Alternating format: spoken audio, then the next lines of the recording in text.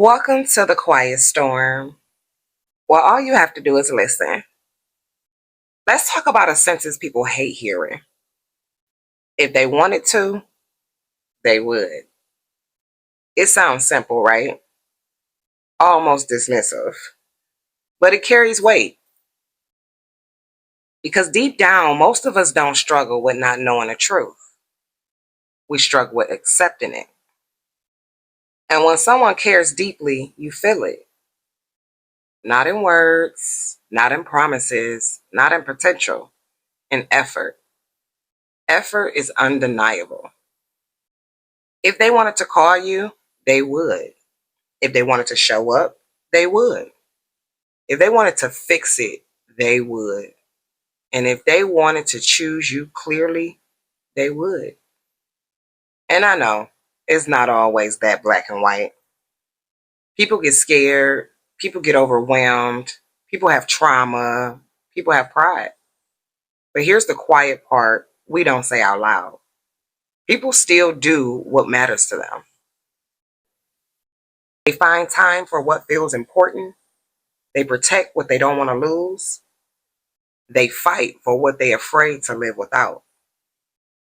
And when someone keeps giving you explanations instead of effort, that's your answer. We hold on to the maybe. Maybe they're stressed. Maybe they don't know how. Maybe they'll realize it soon. Maybe they just need space. But space doesn't create desire. Desire creates movement.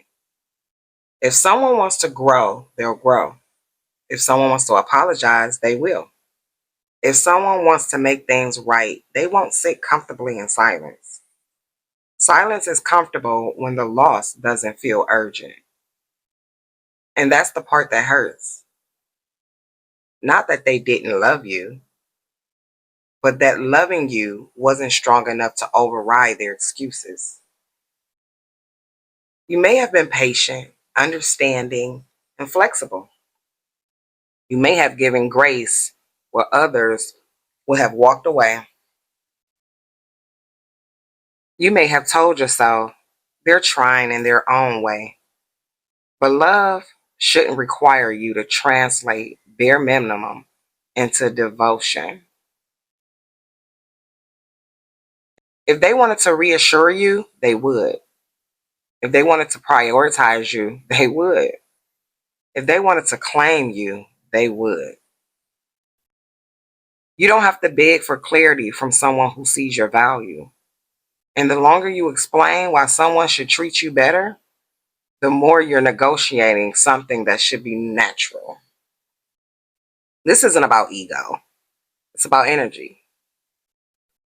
When someone wants you in their life in a real way, they don't gamble with your presence. They don't risk you over pride. They don't play silent games. They don't make you question your position.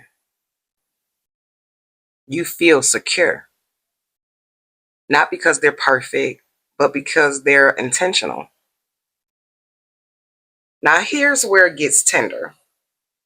Sometimes they do care. Sometimes they do miss you. Sometimes they do think about reaching out, but thinking is not doing. Feeling is not acting, and wanting is not choosing. If they wanted to change, they would. If they wanted to fight for it, they would. If they wanted to meet you at your level, they would. And if they're not, it doesn't mean you weren't worth it. It means they weren't ready. Not ready to be accountable, not ready to be consistent, not ready to love in a way that requires effort. And you cannot convince someone to be ready. You can only decide when you are. Ready to stop chasing. Ready to stop interpreting mixed signals as hidden depth. Ready to stop accepting confusion as connection. You deserve someone who moves with clarity. Someone who doesn't leave you guessing. Someone who doesn't treat you like an option while calling you important. If they want to, they would. And if they haven't, let that be your closure. Not bitterness, not resentment, just understanding. You can love someone and still recognize their limits. You can miss someone and still refuse to lower your standards. You can feel the pull and still choose peace. Because real love doesn't need convincing. It shows up, it adjusts, it grows. And it doesn't require you to beg for the bare minimum. If they wanted to, they would. And the person meant for you won't hesitate.